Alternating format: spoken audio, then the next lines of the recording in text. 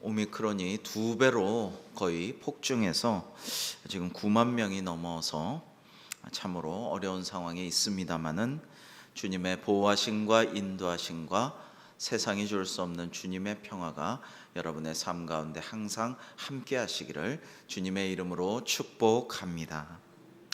혹시 어려움과 아픔이 있더라도 능히 극복할 힘과 용기와 소망을 하나님께서 여러분에게 꼭 베풀어 주시기를 또한 주님의 이름으로 축원합니다.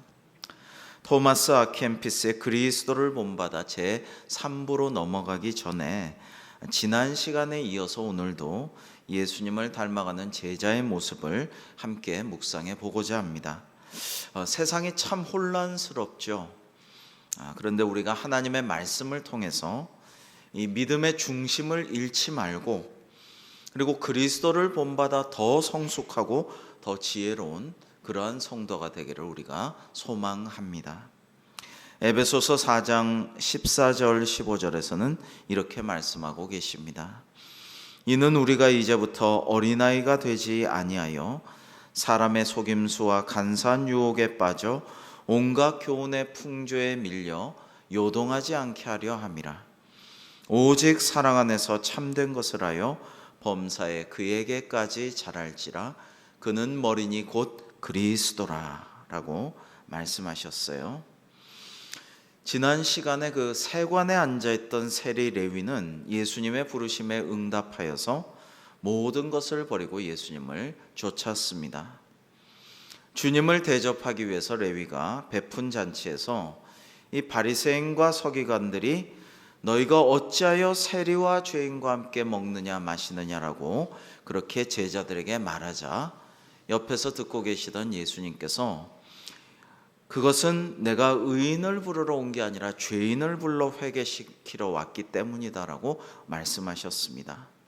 이 말씀의 심오한 뜻에 어떻게 하지를 못하고 이번에는 요한의 제자, 세례 요한의 제자는 자주 금식하며 기도하고 바리새인의 제자들 또한 그리하되 당신의 제자들은 먹고 마시나이다 라고 말씀을 또 드립니다. 여러분, 이번에는 먹고 마시는 것 자체에 대해서 비난하는 것입니다. 어떻게든 꼬투리를 잡으려고 하기 때문이었죠. 자, 실제로 당시에 경건한 유대인들은요, 일주일에 2번씩이나 금식했다고 합니다. 첫 번째는 이 금식의 이유는 율법에 불순종함으로써 하나님의 성전이 회파되고 나라를 잃어버린 과거의 잘못에 대한 고백, 이런 의미가 있고요. 두 번째로는 하나님이 이제 그만 자비와 긍휼을 베푸셔서 이스라엘의 영광을 이제 회복시켜 주옵소서, 우리를 구원해 주옵소서라는 의미로 일주일에 2번이나 금식을 한 것이었다라는 것입니다. 누가복음 2장에 보면 84세의 안나는 성전을 떠나지 않고 주야로 금식하여서 예루살렘의 구원을 바라는 모든 사람에게 이 주님의 오심을 증거하였다라는 것이 나오죠. 그러니까 이 유대인의 금식은 상당히 중요한 의미가 있었음이 사실입니다. 그럼에도 불구하고 자꾸만 이 금식이라는 것이 점점 더 외형적으로 남에게 보이고 내가 이만큼 경건하다, 율법주의, 의로움을 드러내는 자기의의 행위로 자꾸만 변질되어 갔다라는 것입니다. 하지만 어떻든 바리새인들과 서기관들에게 금식은 매우 중요한 경건의 모양이었기에 왜 세례 요한의 제자들은 그렇게 금식을 잘하고 광야에서 거친 것을 먹고 그렇게 살아가는데 예수님 제자들은 왜 이렇게 먹고 마시기를 좋아합니까? 때도 가리지 않고 장소도 가리지 않고 사람도 가리지 않고 세리와 죄인들과 이렇게 질펀하게 먹고 마시고 놀고 즐거워하고, 이게 뭡니까? 경건한 사람들 맞습니까? 이렇게 아주 날카롭게 힐난을 했다라고 할 수가 있죠. 여러분, 그런데 예수님께서 혼인집 신랑의 비유를 드셔서 또한 대답을 하십니다. 혼인집 손님들이 신랑과 함께 있을 때에 너희가 그 손님으로 금식하게 할 수가 있느냐라고 말씀하신 것입니다.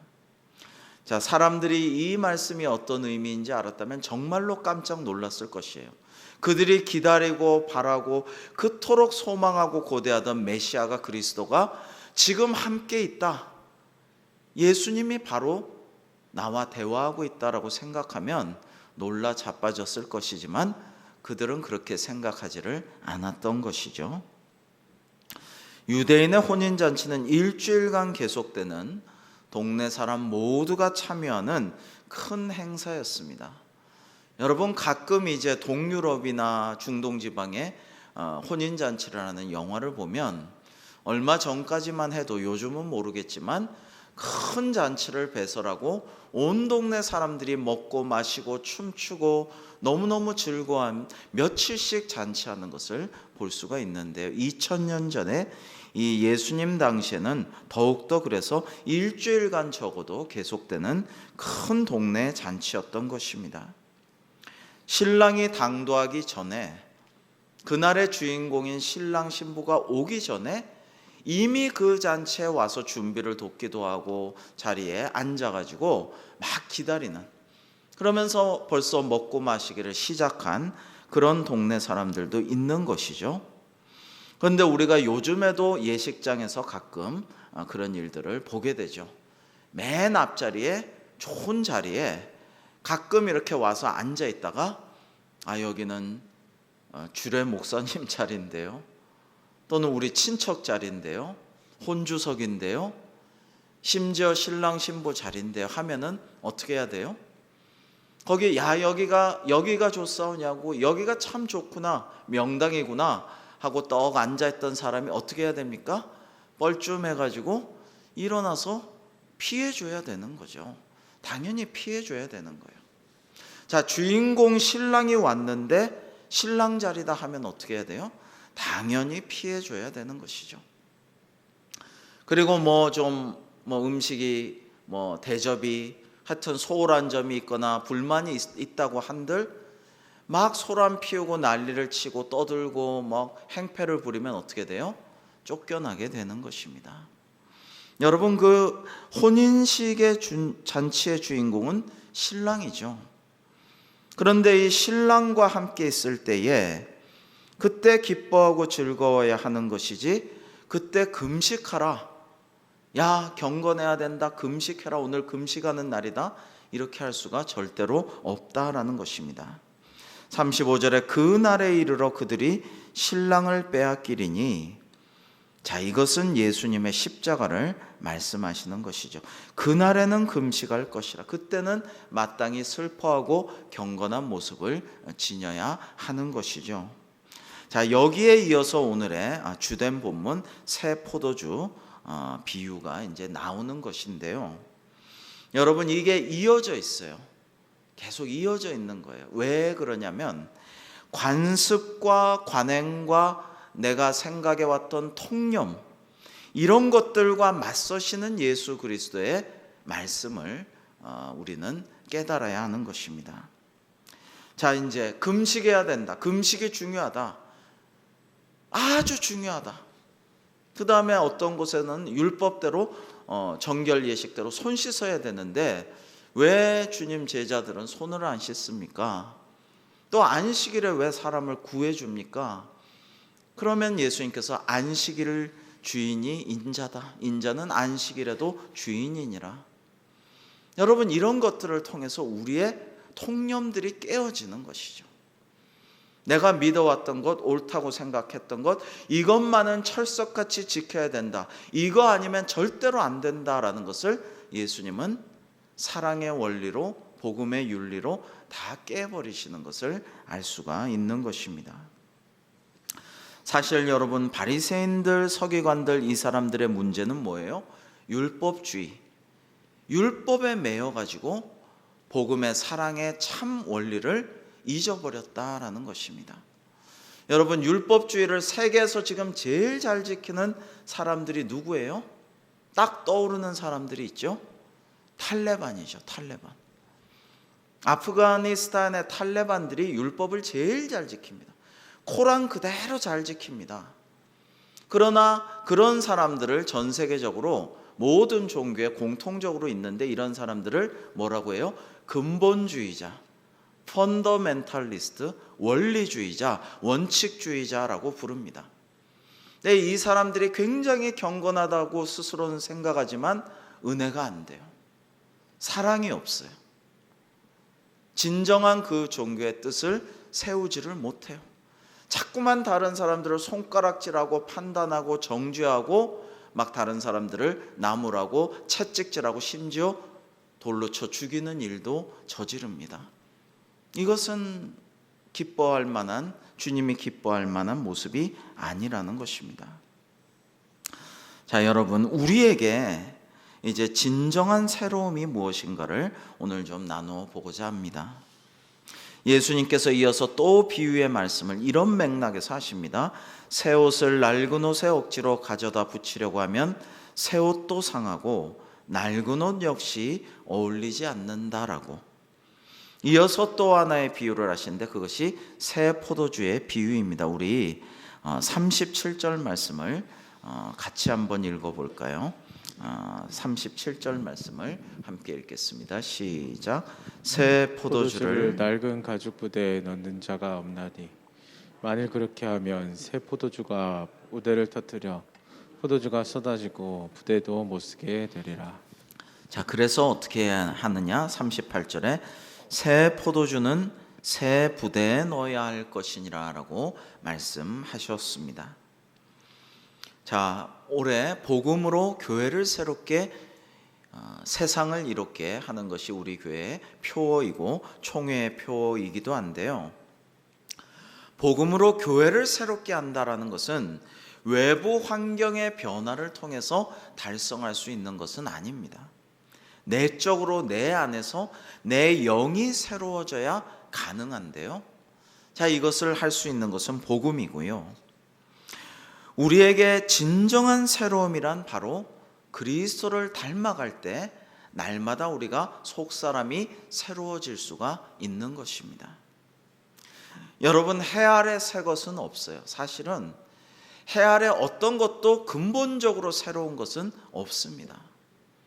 여러분, 최신식 핸드폰 아이들이 좋아하고 청소년, 청년 우리 모두 끼고 살고 이거 없으면 아무것도 못하고 이제는 금융도 안 되고 어디 식당 갈 때 방역 패스도 이걸로 QR 코드로 하고 알람도 맞추고 정말 새벽에 일어날 때부터 시작해서 자기 직전까지 핸드폰에 완전히 우리는 사실은 노예처럼 핸드폰이 주고 내가 종인 것처럼 때로는 여겨지는 그런 삶을 살고 있지만은 사실 여기 S펜 이렇게 딸칵 빼가지고 손으로 쓰는 거 와 신기하다 했지만 그거 없어도 살았어요. 옛날에 그냥 종이에다가 펜으로 쓰는 거 이거를 그냥 기계로 만든 것 뿐이에요. 폴더블 폰이 접었다 폈다 하는 거 가지고 세상이 들썩들썩하지만 접었다 폈다가 그렇게 대단합니까? 옛날에 그야말로 그냥 노트 공책 접었다 폈다 해가지고 거기다 쓰고 다 썼죠. 그렇게 새로운 건 없어요. 이게 편리하느냐 마느냐 대단한 건데 야 신기하다라고 하는데 사실은 신기하단 말을 함부로 쓰는 게 아닙니다. 정말 이게 신적으로 기이하다? 아닌 거예요. 이거는 신기한 게 아니에요. 그냥 좀 더 편리하고 좀 더 내가 조금 더 깔짝깔짝 하는데 조금 더 내 손가락이나 눈에 조금 더 유리하다 이 정도지 신기하다라는 말에는 맞지 않는 것입니다. 신비롭지도 않죠. 여러분, 해 아래 새 것은 없어요. 사실은 알고 보면 다 옛날에 생각했던 것, 꿈꿔왔던 것 그런 것들을 조금씩 발전하는 것 뿐이에요. 우리 인류가 대단한 것을 발견한 것 같지만 아직도 지하나 우주나 자연의 신비를 조금도 우리는 정말 다 밝혔다라고 결코 말할 수가 없어요. 생명 하나 창조하지를 못해요. 죽이는 거는 많은 하나님 창조하신 수많은 생명들을 멸종시키고 살아가고 있지만 아주 조그만한 단세포 생명체 하나도 만들지를 못하고 있어요. 복제는 할 수 있어도 생명은 못 만드는 그런 우리입니다. 자, 그런데 참된 개혁이란 것도, 교회를 새롭게 한다는 것도, 여러분 종교개혁의 가장 귀한 뜻은 뭐예요?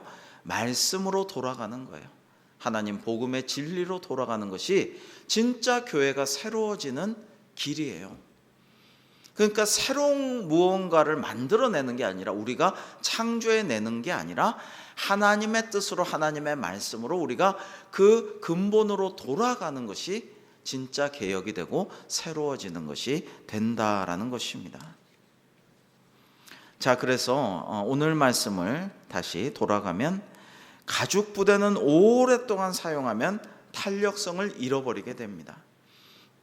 이 낡은 가죽 부대에, 너덜너덜한 부들부들한 낡은 가죽 부대에 새 포도주를 넣습니다.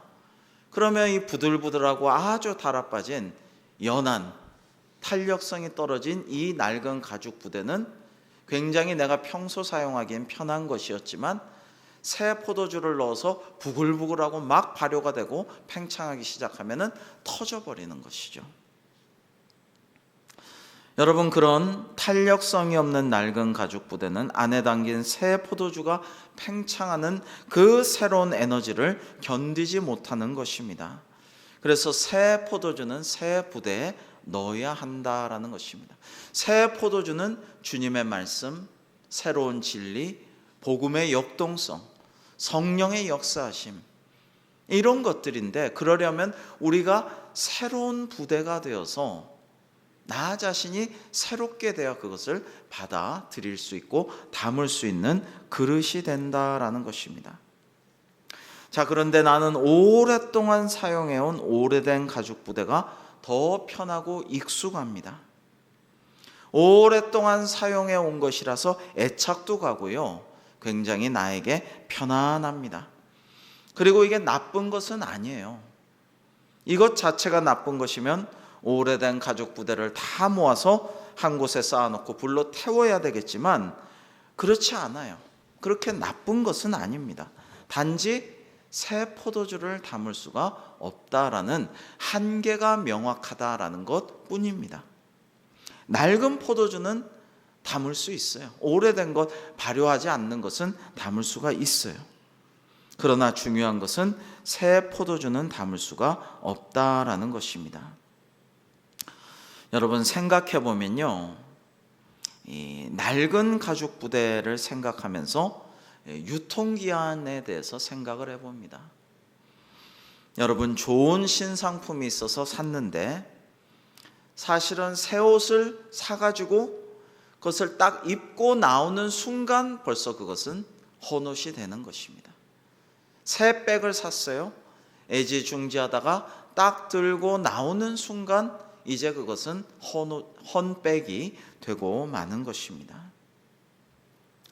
여러분, 새집 들어가면 내 인생이 새로워질까 하고 정말 간절하게 청약에 성공해가지고 거기 들어갔어요. 근데 바로 옆에 더 새롭고 더 화려하고 더 아주 뉴 패션으로 무장한 새 아파트가 서버렸어요. 그러면 또 내가 초라하고 헛것이 된 것처럼 느껴집니다. 여러분, 사실 인생이라는 것은 늘 그런 것이죠. 우리 사람 산다는 것은 그런 것입니다. 전에 그 유명한 홍콩의 예술적인 감독으로 알려진 왕가위 감독의 중경삼림이란 영화가 있었는데, 여기서 주인공이 유통기간이 지난 통조림을 이렇게 들여다보면서 사랑에도 유통기한이 있을까라는 유명한 대사를 합니다. 어떤 사람은 사랑의 유통기한은 지났지만 그냥 정으로, 불쌍해서 의리로 같이 살아주는 사람도 있을 것입니다. 나이 들어서 미련 없이 각자의 삶을 이제 즐기자, 애들도 다 키워서 떠나보냈고 하면서 졸혼하는 사람도 요즘에는 많다고 하죠. 자, 인생이라는 것은 그런 것입니다. 그러나 인생에서는 뭔가 변치 않는 것도 없고, 조금 지나다 보면 낡아지지 않는, 영원히 새로운 것은 없죠. 그러나 하나님의 사랑은 변함이 없습니다. 하나님의 사랑에는 유통기한이 없습니다. 그리고 하나님은 날마다 새로우시고 늘 새로우시며 우리가 낡은 가죽 부대 같을지라도 우리가 하나님의 말씀을 받아들이기를 원한다면, 그것을 사모하고 그것을 간절히 기도하면서 바란다면 하나님께서는 우리를 날마다 새롭게 해주셔서 새로운 포도주를 받을 수 있는 새 부대를 만들어 주실 줄로 믿습니다. 여러분, 그런 은혜를 사모해야 하는 것입니다. 여러분, 새 포도주를 담을 수 있는 새 부대가 되기를 원하면 하나님께서 내 안에서 끊임없이 새 일을 이루어 주십니다. 사실은 우리 안에 낡은 세포는 날마다 죽어요. 어마어마한 양의 세포가 우리 안에서 날마다 죽어요. 그리고 우리 안에서 날마다 새로운 세포가 태어나요. 그래서 그것이 늘 바뀌어집니다.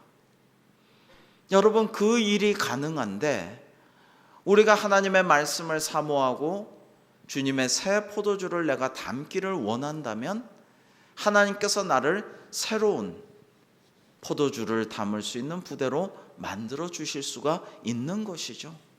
문제는 우리가 사모하고 바라고 그러한 준비가 되어 있느냐 아니냐가 중요한 것입니다. 그런데 우리는 그런 준비가 안 될 때가 참 많다. 그러한 주님의 새 포도주를 받아들이기가 싫다라고 할 때가 많다라는 것이 문제인 것입니다. 여러분, 새 것을 일으키는 놀라운 일을 알지 못하고 사실은 원하지도 않고 묵은 포도주만 마시기를 바라는 사람들이 있습니다. 그런 사람들은 39절에 말씀하시듯이 묵은 것이 좋다라고만 말하는 사람이죠. 묵은 포도주를 마시고 새 것을 원하는 자가 없나니 이는 묵은 것이 좋다 함이니라 라고 주님께서는 말씀하셨습니다. 여러분, 이 시즌이 되면 가을인가요? 언젠지 잘은 모르겠는데 이 편의점에 이렇게 지나다 보면 편의점마다 보졸레 누보 이렇게 나와 있어요. 그래서 한번 이렇게 이게 뭐예요? 보졸레 누보가 프랑스 말 같은데 물어본 적이 있어요. 그러니까 이거는 새로 나온 갓 만든 포도주입니다 라고 설명을 했어요. 근데 이 보졸레 누보라는 것이 이름은 근사해 보여도 별로 맛이 없다고 그래요. 그냥 재미로 이제 새로 나온 갓 수확한 막 이렇게 만든 포도주를 맛보세요 이러면서 판촉을 하는 것이지 별 맛은 없다고 그래요. 포도주는 오래 묵힌 것, 오래될수록 좋다라는 것입니다. 이 중국의 명차 운남성의 보이차 같은 것도 오래 묵힐수록 수십 년 될수록 이루 말할 수 없이 값을 더 높게 친다고 합니다. 갓 따서 막 이렇게 만든 보이차보다 수십 년 될수록 막 100년 된 거는 이루 말할 수 없이 값이 오래 많이 쳐준다, 비싸다라고 합니다. 더 그윽하고 더 풍부하고 더 이루 말할 수 없는 숙성된 맛을 보여준다라는 것이죠.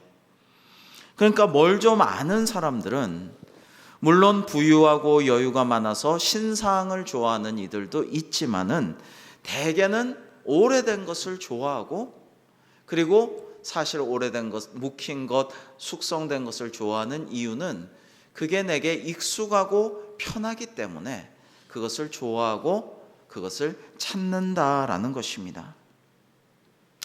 여러분, 그러나 우리의 신앙생활에서는요, 정말 우리가 평소 묵은 것, 익숙한 것이 편하고 좋고 늘 그런 우리가 루틴 가운데 살아가지만 신앙생활조차도 늘 그런데 머물러 있어서는 안 되겠다라는 것입니다.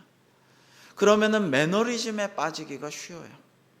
그냥 내 할 거 하고 늘 하던 대로 하고 그리고 이것이 자랑스럽고 좋은 것 같지만은 사실은 우리가 좀 더 발전하고 우리가 그리스도를 본받아라는 것이 뭐예요?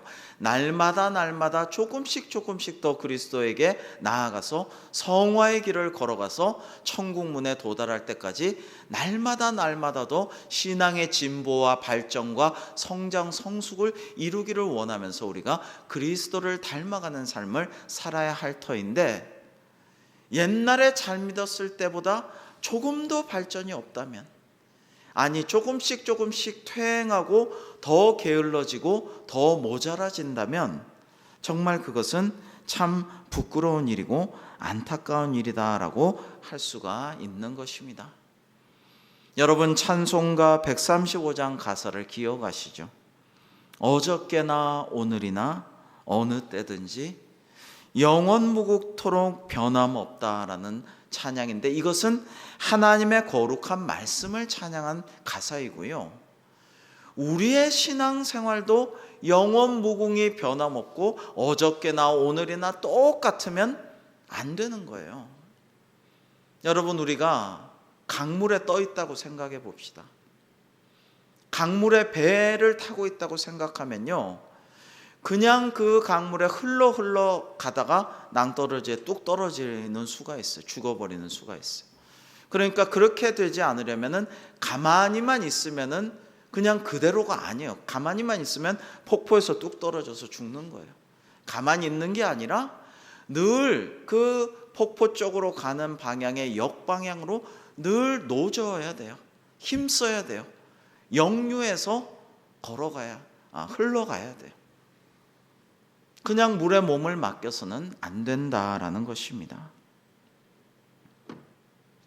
여러분, 그래서 오늘 우리가 코로나 때문에 정말 힘겨운 신앙생활을 지금 하고 있습니다. 정말 코로나가 점점 더 갑자기 5만에서 3만, 2만 넘을 때도 두려웠는데 9만이 됐어요.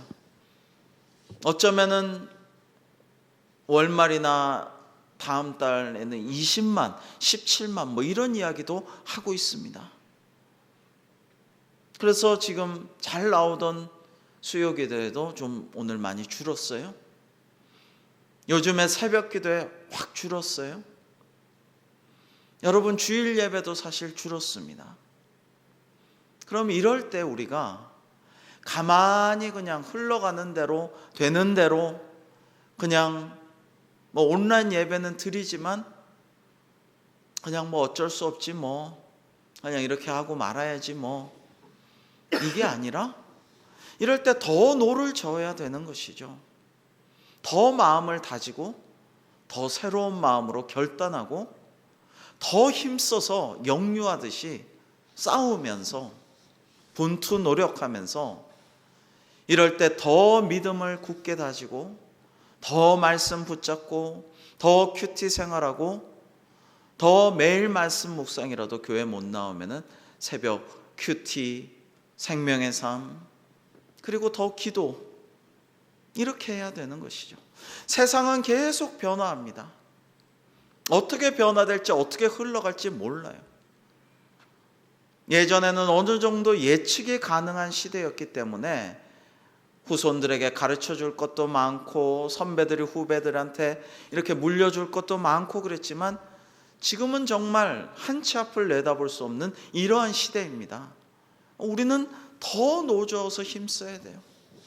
더 믿음 생활을 위해서, 더 예배를 잘 드리기 위해서 더 열심히 기도해야 되는 때입니다. 여러분, 그래서 우리의 낡은 가죽 부대를 버리고, 세상에서도 그런데요, 신앙적으로도 영적으로도 새 부대를 우리가 갖추기를 원합니다. 그래서 하나님의 새 포도주를 담아서 우리 안에 성령님께서 오시고 우리 주님을 담을 수 있기를 원합니다. 간절한 마음으로 사모하면서 말씀 붙잡고 기도해야 하는 것입니다. 제가 이러한 말씀들을 묵상하면서 주님, 제 안에 주님을 오롯이 담기를 원합니다. 성령님 오셔서 제 안에 임재하시고 충만하여 주옵소서, 이런 기도를 하다 보니까 비슷한 단어를 떠올리게 되었어요. 담다와 담다입니다.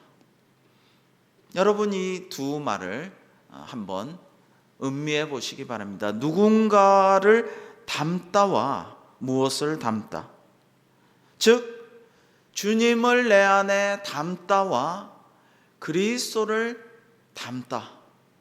이 두 가지의 의미가 깊은 영적인 의미가 있다라는 것을 여러분 기억하시고, 내 안에 주님을, 성령님을 닮고 우리는 그리스도를 닮자, 이런 마음으로 기도하시는 우리 모두가 될 수 있기를 주님의 이름으로 축원합니다. 우리는 큰 그릇을 좋아하죠.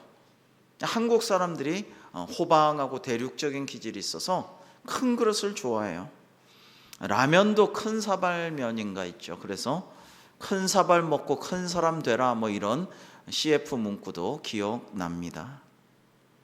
그러나 이런 말이 있습니다. 가장 많은 음식을 담을 수 있는 그릇은 큰 그릇이 아니라 빈 그릇이다.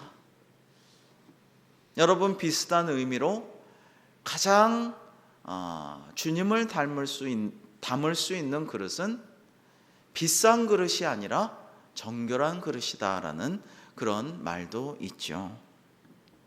우리가 무조건 큰 그릇 되기만 구하지 말고 정결한 빈 그릇 되기를 바라야 할 것입니다. 어떻게든 나를 내세우고 나의 존재감만 나타내려 하는 것이 아니라 오히려 나를 비우고 내 안의 것을 과감하게 버림으로써 참된 나를 찾고 주님께서 내 안에 거하시고 성령께서 임할 수 있기를 사모하며 기도해야 할 것입니다. 여러분, 내게 익숙한 것들을 단호하게 내가 주님의 뜻이라면 버릴 수 있고, 내 안에 소중하게 여겼던 것을 주님께서 버리라고 하시면 버릴 수 있고, 이 아브라함이 얼마나 75세가 될 때까지 노력하고 싸우고 기반을 다지고 거기 토지도 있고 사업장도 있고 여러 가지 인간관계 인맥들도 있을 텐데, 주님께서 아비 친척 그 땅 버리고 약속한 땅으로, 내가 가라 하는 땅으로 가라 하실 때 그 모든 근거를 버려버리고 인맥을 버려버리고 약속의 땅을 향해 갈 수 있는 이런 믿음, 여러분, 이런 믿음을 우리가 가지면요, 우리의 육신은 날로 후패하지만 우리의 영은 날로 새로워지는 은혜를 하나님께서 우리에게 허락하여 주실 줄로 믿습니다. 그래서 이 비밀을 안 바울은 이렇게 고백하죠. 우리 갈라디아서 2장 20절을 같이 한번 읽어 보시겠습니다. 시작. 내가 그리스도와 함께 십자가에 못 박혔나니 그런즉 이제는 내가 사는 것이 아니요 오직 내 안에 그리스도께서 사시는 것이라. 이제 내가 육체 가운데 사시는 것은 나를 사랑하사 나를 위하여 자기 자신을 버리신 하나님의 아들을 믿는 믿음 안에서 사는 것이라. 아멘. 자, 우리가 때때로 우리 자신의 모습을 보면 속상할 때가 있죠.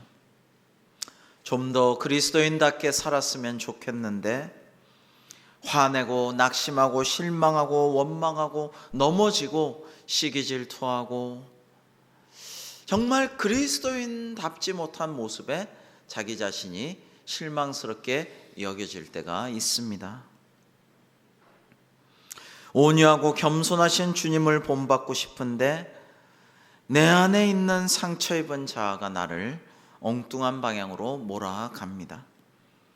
여러분, 그럴 때 나는 낡은 가죽 부대구나 라고 생각하시고, 그러면 그 낡은 가죽 부대 이제는 쓸 때가 다 됐구나, 유통기한이 다 됐구나, 뭐 그냥 물 정도는 겨우 쫄쫄쫄쫄 조금 담아 있을 수는 있을지 모르지만 신선한 새 포도주 보졸레 누보는 못 담겠구나 라고 생각하면서 이제 내 안에 주님을 모실 수 있도록 나를 개혁하고 나를 변화시키고 나를 새롭게 해야겠구나, 영적으로 나의 내면을 새롭게 가꿔야겠구나, 바꿔야겠구나, 비워야겠구나, 정결하게 청소해야겠구나, 이렇게 늘 우리가 자기 자신을 돌아보고 내면을 들여다보고 내 안을 살펴보고 이렇게 해야 되는 것입니다. 여러분, 회개라는 것은 이런 데에서 오는 것이고 가능한 것입니다.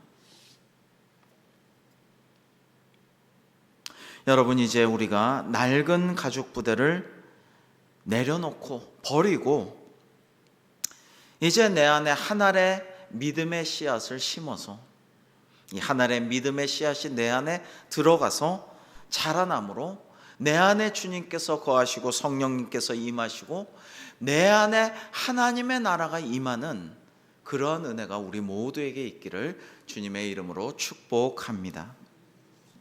그간 내 마음이 황폐한 땅처럼 메말라 있거나 세상 가운데서 너무 힘들고 때로 너무 외롭고 두렵기도 했었을 것입니다.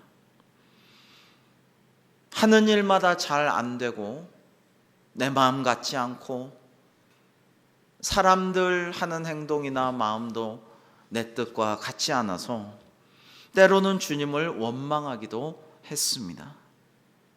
그런 내 마음 속에 이제 주님을 담고 성령님을 초대하기를 원합니다. 그것은 내 마음을 비우고 정결케 하고 주님이 오실 만한 자리를 마련할 때 가능하게 될 것입니다. 여러분, 나라와 민족도 마찬가지입니다. 아무리 낡고 피폐해진 나라라 해도 그 국민이 주님을 모시면 그 나라의 역사와 미래가 완전히 달라집니다. 여러분, 조선이 얼마나 썩어 문드러졌고 참 기가 막힌 상황에 이르렀어요. 그래서 학정으로 인해서 동학의 전라도의 고부에서 난리가 나면은 전국을 뒤덮게 되고 온 백성들이 호응하게 되는 것이고, 백성들은 막 굶어 죽고 피폐해서 전염병이 돌고 흉년이 들고 가뭄이 들고 막 다 죽어 나자빠지는 판국에 콜레라도 성행하고 이랬던 때에 그 명성황후라고 하는 민씨는 어떻게 했는지 아세요? 엄청난 무당들을 불러가지고 수많은 고기와 생선들을 강에다가 뿌리고 바다에다가 뿌리면서 엄청난 국거리를 하면서 푸닥거리를 하면서 자기의 복을 빌었어요. 그러다가 원자가 났는데 원자가 학문이 없어가지고 어떻게 할 수가 없었어요. 그러니까 양의사를 불러서 이제 그거를 수술을 외과적인 수술로 이제 구멍을 내야 되는데 어떻게 원자 아기 씨의 몸에다가 칼을 대느냐 해서 한 방으로 하려고 하는데 배출구가 없는데 어떻게? 그래서 아기가 죽어버렸어요. 여러분, 그러니까 또 막 푸닥거리를 하고 구슬하고 막 이럽니다. 백성들은 다 죽어 나자빠지는데 이런 상황에서 일제에 먹힐 수밖에 없는 상황이었어요. 일제가 아니라도 어디에서든지 먹혔을 수밖에 없는 그러한 구원말의 상황이었어요. 그런데 복음이 들어왔어요. 우리 국민들이 하나님의 복음을 믿게 됐어요. 교회를 세우고 말씀을 열심히 듣고 읽고 암송하고 묵상했어요. 열심히 기도했어요. 찬양했어요. 그러니까 어떻게 됐습니까? 그렇게 정말 대책이 없던, 이거는 조선은 천지개벽이 일어나지 않으면 이거는 가망이 없다라고 많은 사람들이 말했던 구원말의 상황에서 어떻게 됐어요? 일제한테 먹혔을 때 그 기도를 들으시고 해방시켜 주시고, 그리고 오늘날 원조받던 나라가 원조하게 되고 선진국이 됐어요. 한류가 세계를 석권하는 나라가 됐어요. 아직도 여러 가지로 부족하죠. 문제가 많죠. 영적인 문제도 너무나 많죠. 신천지가 계속 끊임없이 문제가 지금도 되고 있고, 정말 정권을 지원해서 어떻게 하겠다 계속 그래요. 이단들이 쉬지 않고 그러고 있어요. 그러나 문제는 있지만 이렇게 우리나라가 세계가 부러울 만한 나라가 될 수 있는 게 하나님의 은혜죠. 그리고 우리가 교회를 세우고 복음을 믿고 말씀대로 실천하고 전도에 힘쓰고 선교 대국이 되고 이렇게 하니까 하나님께서 축복해 주신 것 아니겠습니까? 그러니까 찢어져서 낡아 정말 구멍이 나버려 줄줄 새던 가죽 부대였던 이 나라가 복음을 사모해서 포도주를 새로 담을 수 있는 새 부대를 마련했고, 각자 새 부대가 되어서 새로운 포도주를 담음으로써 우리가 새롭게 되어서 이렇게 축복을 누리게 된 것 아니겠습니까? 복음으로 교회를 새롭게 하려면 어떻게 해야 할까요? 우리가 말씀으로 새롭게 될 수밖에 없어요. 주님을 내 안에 모셔드릴 수밖에 없어요. 성령의 역사하심이 우리 가운데 임할 때만이 우리 교회가 새롭게 될 수가 있고 개혁을 할 수가 있는 것입니다. 사랑하는 성도 여러분, 아무 길이 보이지 않는 상황 속에서도 우리가 묵묵히 기도의 씨앗, 눈물의 씨앗을 심었을 때에 새 포도주 되신 주님께서 우리를 새 부대 되게 하시고 우리나라에 큰 은혜와 복을 내려주셨습니다. 이제 다시 이 땅의 역사에 주님의 은혜가 새롭게 임하기를 우리가 기도해야 될 것입니다. 대선이 정말 얼마 남지 않았습니다. 이 나라를 위해서 정말 열심히 기도하고 우리가 새로운 그릇 되게 해주시고 새 부대가 되게 해주시고 하나님 새로운 은혜를 이 나라에 부어주옵소서, 이렇게 기도하여서 우리 그리스도인들의 한국교회가 이렇게 열심히 기도하여서 하나님께서 이 중차대한 시국에 하나님의 은혜가 넘치도록 역사해 주시는 은혜가 있기를 주님의 이름으로 축복합니다. 기도하시겠습니다. 하나님 아버지, 새 포도주 되신 주님께서 저희들을 새롭게 하시고 새 부대가 되게 하여 주셔서 우리 안에 임하실 때 성령님께서 우리 가운데 임재하시고 충만케 하실 때 우리가 살아나고 황폐한 땅에도 순결한 꽃들이 피어나며 그리스도의 계절이 다시 새롭게 임하게 될 줄로 믿사오니 주님, 저희들에게 그러한 은혜를 부어 주셔서 우리 안에 우리 각자에게 우리 교회, 한국교회, 우리나라에 하나님의 의와 주님의 평화가 가득한 세상이 이루어지도록 역사하여 주시옵소서. 예수님의 이름으로 기도하옵나이다. 아멘.